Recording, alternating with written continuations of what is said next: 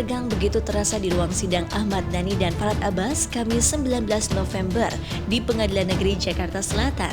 Pasalnya Dhani yang hadir sebagai saksi di sidang tersebut menjawab beberapa pertanyaan dari Farhad Abbas dan kuasa hukumnya. Tampak terasa ketegangan saat Dhani mendapat pertanyaan dari kuasa hukum Farhad Abbas yang begitu menyudutkan dirinya, di mana Dhani dikatakan sebagai ayah yang bodoh bagi ketiga anaknya, Aul, El, dan Dul. Maka seperti inilah suasana tegang di ruang sidang Ahmad Dhani dan Farhad Abbas yang direkam oleh tim kapanlagi.com. Pada bulan September 2013 ada terjadi satu peristiwa yang tragis, yang mana ada tabrakan yang dengan analisa polisi bahwa itu adalah kecepatan yang tinggi, itu mengakibatkan korban menghilangkan nyawa 7 orang. Itu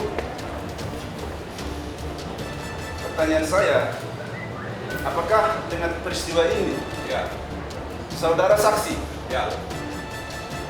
merasa bisa mendidik anak, atau bahkan bisa atau berhasil mendidik anak, atau bahkan saudara saksi ini adalah merasa gagal, atau bisa dikatakan dengan dikatakan sebagai orang tua yang bodoh atau tolol. Ini bukan pendapat, ini pertanyaan. Apakah? Kan pertanyaan majelis. Ini gimana ini? Ini pertanyaan. Tinggal berdua jawab ini, saksi ini. Oh, pendapat. Pertanyaan. Tolong majelis ya sudah. Menjawab pertanyaan atau pendapat gitu. Saksi sudah mau menjawab. Ya, silakan jawab. Silakan. Saya tetap merasa sebagai ayah paling hebat di Indonesia. Saya merasa peristiwa itu, bahkan keluarga korban itu merasa itu sudah takdir dan memang harus terjadi. Dan keluarga korban tidak ada yang menuntut untuk perdata atau pidana kepada keluarga. Jadi menurut saya sudah selesai, dan menurut saya Pak Hakim, mereka ini mau mencari alasan bahwa melakukan pelanggaran hukum itu boleh ketika ada alasannya. Menurut saya, apapun alasannya, pelanggaran hukum adalah pelanggaran hukum, tidak boleh cari alasan macam-macam.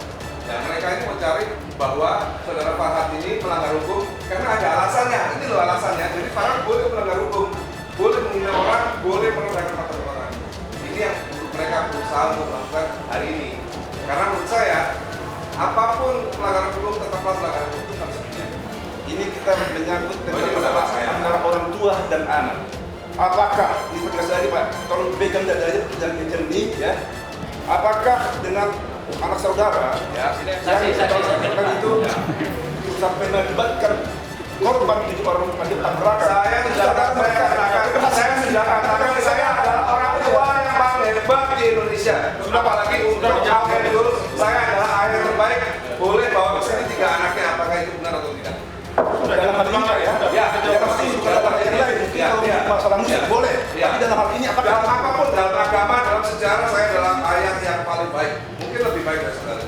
Saya dianggap bukan ayah yang baik, padahal kan saya kan ayah yang paling keren di Indonesia. Sikap tegas Dhani di mana dirinya tidak terima disebutkan sebagai ayah yang bodoh bagi Al, El, dan Dul hingga menyebabkan kecelakaan yang dialami Dul beberapa tahun silam. Hal ini menunjukkan jika musisi bertangan dingin ini memang ayah yang baik bagi buah hatinya.